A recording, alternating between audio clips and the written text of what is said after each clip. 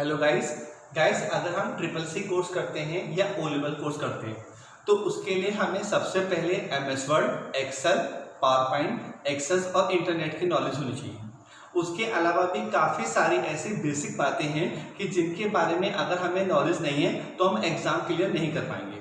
तो गाइस मैं आपको इस वीडियो में काफ़ी कुछ ऐसी बातें बताने वाला हूं जिससे आप अगर कोई भी एग्ज़ाम देते हैं ट्रिपल सी का, ओ लेवल का या इसके अलावा और भी कोई एग्ज़ाम देते हैं तो उसमें आपको इससे काफ़ी हेल्प मिलेगी। हाँ, ऐसा नहीं है कि इस वीडियो को देखने के बाद आपको पूरे कंप्यूटर की मास्टर नॉलेज हो जाएगी और आपका कोई भी एग्जाम क्लियर हो जाएगा, लेकिन हाँ ये बात कंफर्म है जो बातें मैं आपको इस वीडियो में बताने वाला हूँ अगर उनकी नॉलेज आपको नहीं है पहले से तो आप एग्जाम क्लियर नहीं कर पाएंगे। तो गाइज आप इस वीडियो को शुरू से आखिर तक ध्यान से देखें, इसमें आपको बहुत कुछ नया सीखने को मिलेगा और आपको एग्जाम में आगे चल के हेल्प मिलेगी। और गाइस अगर आपको इस वीडियो को पसंद करते हैं, अच्छा लगता है आपको, तो आप दिल खोलकर इसे लाइक करें और कमेंट्स करें, क्योंकि आपके ही कमेंट से मुझे आगे वीडियो बनाने के लिए मोटिवेशन मिलता है। तो आप कमेंट्स करने में कंजूसी ना करें। Okay guys. हेलो स्टूडेंट्स, तो देखते हैं हम आज की वीडियो में हमें क्या सीखने को मिलता है। तो यहाँ पर हम देखते हैं सबसे पहले है concept of hardware and software. तो स्टूडेंट्स हम जिसे फिजिकली टच कर सकते हैं वो तो आपका हार्डवेयर होता है और जिसका हम केवल यूज़ कर सकते हैं और फिजिकली टच नहीं कर सकते हैं वो सॉफ्टवेयर होता है। तो यहाँ पे सॉफ्टवेयर भी 2 टाइप्स के हैं, सिस्टम सॉफ्टवेयर और एप्लीकेशन सॉफ्टवेयर। तो स्टूडेंट्स ये आपको याद रखना होता है, सॉफ्टवेयर 2 होते हैं, सिस्टम सॉफ्टवेयर और एप्लीकेशन सॉफ्टवेयर। तो अब हम पहले यहाँ पे देखते हैं सिस्टम सॉफ्टवेयर में क्या क्या आता है। तो स्टूडेंट्स एक तो operating system, device driver, language translator. Operating system में आपका MS DOS, Windows XP, Windows 7, Windows 8, Windows 10, Unix और लाइनक्स आते हैं। डिवाइस ड्राइवर क्या होता है स्टूडेंट्स, जब हम अपने कंप्यूटर पे प्रिंटर कनेक्ट करते हैं तो उसके लिए पहले हमें एक सॉफ्टवेयर इंस्टॉल करना पड़ता है, तभी प्रिंटर वो काम करता है, उसको बोलते हैं हम डिवाइस ड्राइवर्स। उसके बाद आता है लैंग्वेज ट्रांसलेटर, असेंबलर, कंपाइलर और इंटरप्रेटर। तो स्टूडेंट्स ये सब चीज़ें किस में आती हैं, सिस्टम सॉफ्टवेयर में। उसके बाद हम बात करते हैं एप्लीकेशन सॉफ्टवेयर की। तो आपका MS Word, Excel, PowerPoint, MS Access, Photoshop, Tally, तो ये सब चीज़ें हमारी एप्लीकेशन सॉफ्टवेयर में आती हैं। अब हम बात करते हैं programming language, low level language, high level language. Low level में आपकी आती है मशीन लैंग्वेज और assembly language. High level language में आपकी BASIC, Fortran, Pascal, C plus, Java. तो स्टूडेंट्स अब जो मैं आपको बात बताता हूँ कंपाइलर इंटरप्रेटर के बारे में, आप उसको ध्यान से सुनिएगा। हम आजकल जो भी प्रोग्राम बनाते हैं या तो सी प्रोग्रामिंग में, सी प्लस में, जावा, .NET, पाइथन, तो ये सब क्या होती हैं स्टूडेंट्स, हाई लेवल लैंग्वेज। लेकिन हमारा कंप्यूटर जो समझता है वो केवल मशीन लैंग्वेज को समझता है। तो जो प्रोग्राम हम हाई लेवल लैंग्वेज में लिखते हैं उसे मशीन लैंग्वेज में बदलने के लिए 2 चीज़ें होती हैं, कंपाइलर और इंटरप्रेटर। कंपाइलर इंटरप्रेटर का यही काम होता है, जो प्रोग्राम हम हाई लेवल लैंग्वेज में लिखते हैं उसको ये मशीन लैंग्वेज में कन्वर्ट कर देता है। और असेंबली लैंग्वेज को कन्वर्ट करने के लिए होता है असेंबलर। ठीक है स्टूडेंट्स, तो ये एग्जाम में अक्सर बहुत पूछा जाता है। और एक बात और, कंपाइलर और इंटरप्रेटर में क्या डिफरेंस होता है, कंपाइलर पूरे प्रोग्राम को एक साथ मशीन लैंग्वेज में कन्वर्ट कर देता है और इंटरप्रेटर हर बार एक एक लाइन को रीड करता है तब उसको मशीन लैंग्वेज में कन्वर्ट कर देता है। तो स्टूडेंट्स इसके ऊपर ज़्यादातर एग्जाम में क्वेश्चन ट्रिपल सी ओवल ओ लेवल में दोनों में पूछा जाता है। ओके स्टूडेंट्स, अब हम देखते हैं number system, binary number system, decimal number system, octal number system, hexadecimal system. तो स्टूडेंट्स इनके बेस सामने यहाँ पर लिखे हैं, तो ये भी एग्जाम में बहुत ज़्यादा पूछा जाता है। बाइनरी नंबर सिस्टम का बेस होता है 2, डेसिमल नंबर सिस्टम का 10, ऑक्टल नंबर सिस्टम का 8, हेक्साडेसिमल सिस्टम का 16। मल्टीमीडिया, तो स्टूडेंट्स जब हम कोई वेबसाइट खोलते हैं जिसमें टेक्स्ट होता है, ग्राफिक्स होता है, ऑडियो, वीडियो, एनिमेशन, तो उसको हम बोलते हैं मल्टीमीडिया। ऑपरेटिंग सिस्टम कौन कौन से होते हैं students, MS DOS, Windows XP, Windows 7, Windows 8, Windows 10, Unix और लाइनक्स। तो स्टूडेंट्स ये सब क्या होते हैं, ऑपरेटिंग सिस्टम। अब हम देखते हैं functions of operating system, process management, memory management, file management, device management, security management, user interface. तो स्टूडेंट्स जब हम अपने कंप्यूटर को ऑन करते हैं तो उसको स्टार्ट होने के लिए किसी एक ऑपरेटिंग सिस्टम की ज़रूरत होती है, तो उसके सारे फंक्शन होते हैं। ओके स्टूडेंट्स, अब हम देखते हैं types of operating system, single user operating system और multi user operating system. Single user में स्टूडेंट्स आता है MS-DOS, मल्टी यूज़र में आता है यूनिक्स और लाइनक्स। तो स्टूडेंट्स ये भी आपको याद रखना है, इसके ऊपर भी जोर से एग्जाम में क्वेश्चन होता है। अब हम देखते हैं Linux, elements of Linux, kernel, shell, file system. तो स्टूडेंट्स ये भी आपको याद रखना है कि लाइनक्स के कौन कौन से एलिमेंट्स हैं, कर्नल, शेल, फाइल सिस्टम। अब हम देखते हैं introduction to internet, WW and web browser. अब हम स्टूडेंट्स कुछ इंटरनेट और वेब ब्राउज़र के बारे में देखते हैं। यहाँ पे लिखा है ARPANET, advance research projects agency network. तो स्टूडेंट्स जब सबसे पहले कंप्यूटर्स को जोड़ के आपस में नेटवर्क तैयार किया गया था तो उसका नाम था ARPANET। तो आपको इसकी फुल फॉर्म भी याद होनी चाहिए। अब हम देखते हैं टाइप्स ऑफ कंप्यूटर नेटवर्क। तो स्टूडेंट्स LAN, मैन, वैन। LAN local area network, MAN metropolitan area network, वैन वाइड एरिया नेटवर्क। तो स्टूडेंट्स जब हमें एक रूम में 8-10 कंप्यूटर्स आपस में जोड़ने हैं तो वो क्या कहलाता है, LAN। तो वो एक रूम में भी हो सकता है, एक घर में भी हो सकता है, एक ऑफिस में भी हो सकता है और एक पूरी बिल्डिंग में भी हो सकता है। तो वो सब वायर के द्वारा जब कनेक्ट होते हैं तो क्या कहलाता है, LAN। जब हमें पूरा सिटी कनेक्ट करना होता है तो वो कहलाता है मैन। जैसे BSNL वाले पूरे सिटी में अपना तार बिछाते रहते हैं। उसके बाद अगर हमें जब एक सिटी से दूसरे सिटी को कनेक्ट करना है या एक कंट्री से दूसरे कंट्री को तो वो कहलाता है वैन, wide area network. Okay students, अब हम देखते हैं नेटवर्क टोपोलॉजी। तो स्टूडेंट्स अब ये जो टॉपिक है बहुत इंपॉर्टेंट होता है। सबसे पहले बस topology, star topology, mesh topology, ring और सर्कुलर टोपोलॉजी और ट्री टोपोलॉजी। यानी कि स्टूडेंट्स जब हम अपने 8-10 कंप्यूटर्स को आपस में कनेक्ट करते हैं तो किस बेस पे करते हैं उसके लिए ये होता है। तो सबसे पहले है बस टोपोलॉजी।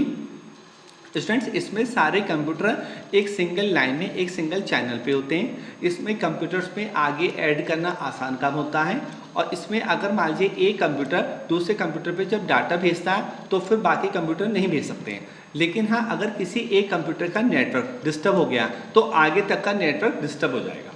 उसके बाद हम देखते हैं स्टार टोपोलॉजी। स्टूडेंट्स इसमें क्या होता है, बीच में एक कंप्यूटर होता है और बाकी सारे उसके चारों तरफ होते हैं।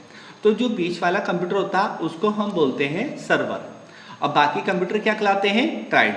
तो बाकी कंप्यूटर क्या कहलाते हैं स्टूडेंट्स, क्लाइंट कहलाते हैं और बीच वाला सर्वर। तो बाकी सारे कंप्यूटर सर्वर पे डिपेंड होते हैं और सपोज जैसे ये कंप्यूटर A है और ये वाला B है तो ये आपस में डायरेक्ट कम्युनिकेट नहीं कर सकते हैं, इन्हें हमेशा सेंटर वाले से होकर जाना होगा। तो ये क्वेश्चंस अक्सर एग्जाम में पूछा जाता है। उसके बाद हम देखते हैं मैश टोपोलॉजी। इसमें सारे कंप्यूटर्स आपस में वायर के द्वारा जुड़े होते हैं।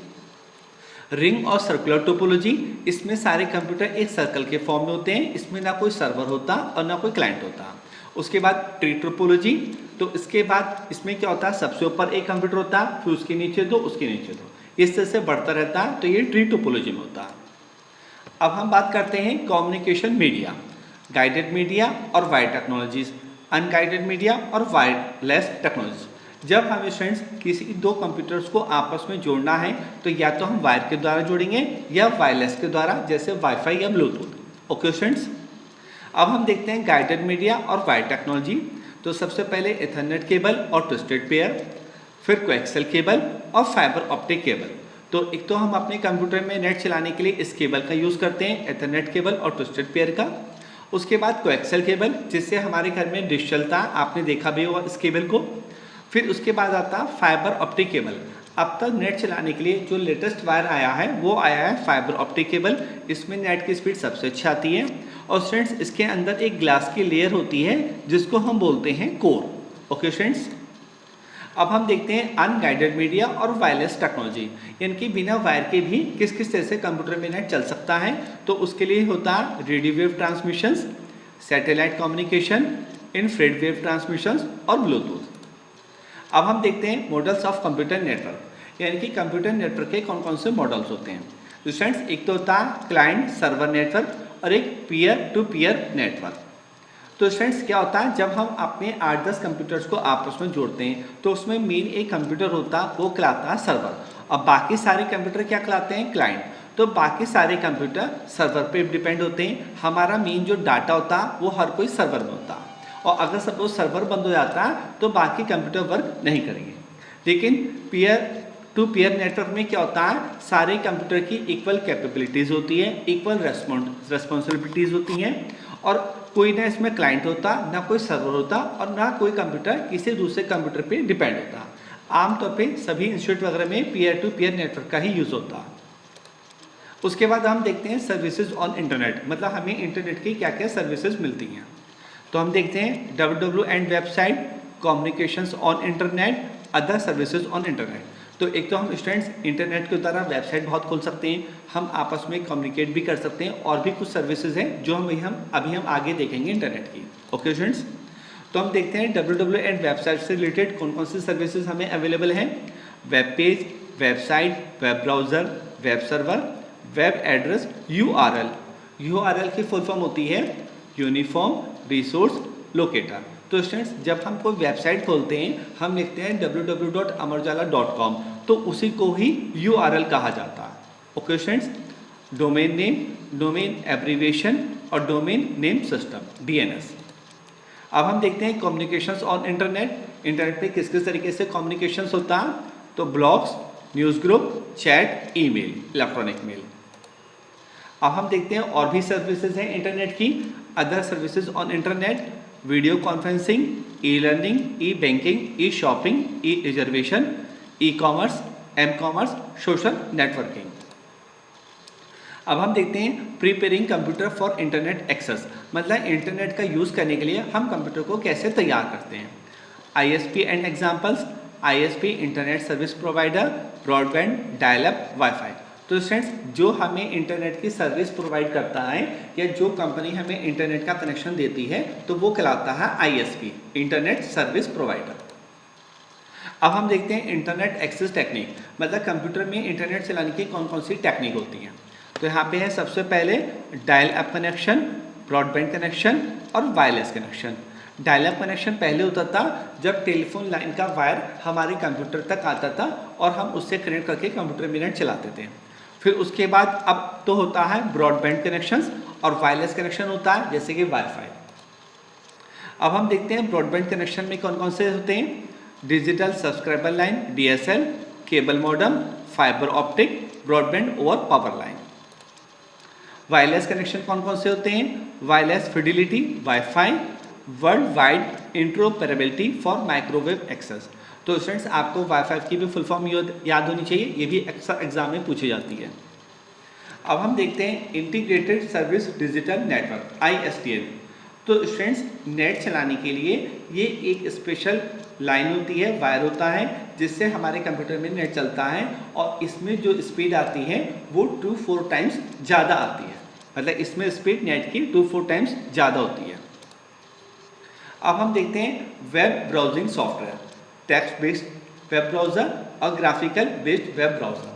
तो स्टूडेंट्स जब मुझे अगर मान लीजिए फेसबुक खोलना है या अमर उजाला वेबसाइट खोलनी है, तो उसके लिए मैं MS वर्ड एक्सेल का तो यूज़ नहीं करूँगा, उसके लिए मुझे कोई ना कोई वेब ब्राउज़र चाहिए होगा, जैसे कि मोजिला फायरफॉक्स, गूगल क्रोम या इंटरनेट एक्सप्लोरर। तो उसको हम बोलते हैं वेब ब्राउज़र। तो हम देखते हैं कौन कौन से हमारे पास वेब ब्राउज़र अवेलेबल होते हैं। Popular graphical web browsing software, Netscape navigator, internet explorer, safari, Mozilla Firefox, Google Chrome, opera और लाइनक्स। जो लाइनक्स होता है वो टेक्स्ट बेस्ड वेब ब्राउज़र होता है और ये बाकी सारे ग्राफिकल वेब बेस्ड ब्राउज़र होते हैं। अब हम देखते हैं search engine. Popular search engine Google, Yahoo, AltaVista, Dogpile, HotBot, Lycos, web crawler. तो स्टूडेंट्स सर्च इंजन क्या होता है, जब हमें कोई भी इंफॉर्मेशन सर्च करनी होती है तो हम वो गूगल या याहू में ही करते हैं, ये तो आपको पता ही है। लेकिन स्टूडेंट्स अक्सर स्टूडेंट्स कंफ्यूज हो जाते हैं सर्च इंजन में और वेब ब्राउज़र में। तो स्टूडेंट्स क्या होता है, जो गूगल क्रोम है वो तो वेब ब्राउज़र है और खाली गूगल ये सर्च इंजन है। अब मान लीजिए मुझे अगर गूगल या याहू को खोलना है तो इनको भी हम MS वर्ड एक्सेल में तो नहीं खोलेंगे, इसके लिए भी हमें पहले एक वेब ब्राउज़र चाहिए होगा, या तो मोजिला फायरफॉक्स या गूगल क्रोम या आपका इंटरनेट एक्सप्लोरर। तो वो एक वेब सॉफ्टवेयर होता है जिसमें हम कोई भी वेबसाइट खोल सकते हैं या कोई भी सर्च इंजन खोलते हैं। ओके स्टूडेंट्स, अब हम देखते हैं ओपनिंग एन ईमेल अकाउंट। तो स्टूडेंट्स आपने देखा होगा जब भी हम किसी से कहते हैं कि आप हमें अपनी ईमेल आईडी बता दो, तो हम अक्सर जीमेल आईडी का यूज़ करते हैं कि आप हमें अपनी जीमेल आईडी बता दो। लेकिन स्टूडेंट्स ऐसा नहीं है कि ईमेल अकाउंट आपका जीमेल बनता है, आप इन सब में भी बना सकते हैं, Gmail, Yahoo, Hotmail, Rediff mail और एमएसएन। तो ये सारी वेबसाइट होती है जिनमें आप अपना ईमेल बना सकते हैं, लेकिन ज़्यादातर यूज़ जीमेल का होता है। तो हर किसी को आदत होती है वो ईमेल आईडी के साथ जीमेल आईडी भी बोल देता है, लेकिन ईमेल आईडी अलग चीज़ होती है। हाँ, और जीमेल में हम मेल बनाते हैं आईडी, वो चीज़ अलग होती है। ओके स्टूडेंट्स, अब हम देखते हैं कुछ मेल बॉक्स के बारे में, इनबॉक्स, सेंड, ड्राफ्ट, स्पैम और ट्रैश। तो स्टूडेंट्स जो हमारे पास मेल आते हैं वो हमारे किस में स्टोर होते हैं, इनबॉक्स में। जो हम मेल भेजते हैं वो किस में होते हैं, सेंड में। और स्टूडेंट्स जैसे मैं किसी को मेल भेजने वाला था और मैंने बीच में कैंसिल कर दिया तो वो कहाँ चला जाता है, ड्राफ्ट में। स्पैम में क्या होता है स्टूडेंट्स, जो कंपनी अपने प्रचार के लिए हमारे पास मेल भेजती रहती है वो कहाँ सेव होते रहते हैं, स्पैम में आते रहते हैं। और ट्रैश क्या होता है स्टूडेंट्स, जैसे जब हम कोई मेल जितने भी डिलीट करते हैं वो कहाँ पहुँच जाते हैं, ट्रैश में।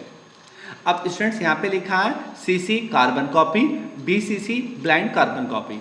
तो स्टूडेंट्स जब हमें 8-10 मेल अपने फ्रेंड्स को या एम्प्लॉयज़ को भेजने हैं तो हम उनके नाम CC में टाइप करेंगे या BCC में करेंगे। अगर हम CC में नाम टाइप करते हैं तो उन सबको ये भी पता रहेगा हमने मेल किस किस को भेजा।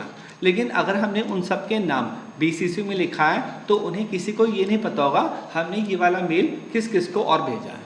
ओके स्टूडेंट्स, अब यहाँ पे लिखा है इंटरनेट एटिकेट्स, नेटिकेट।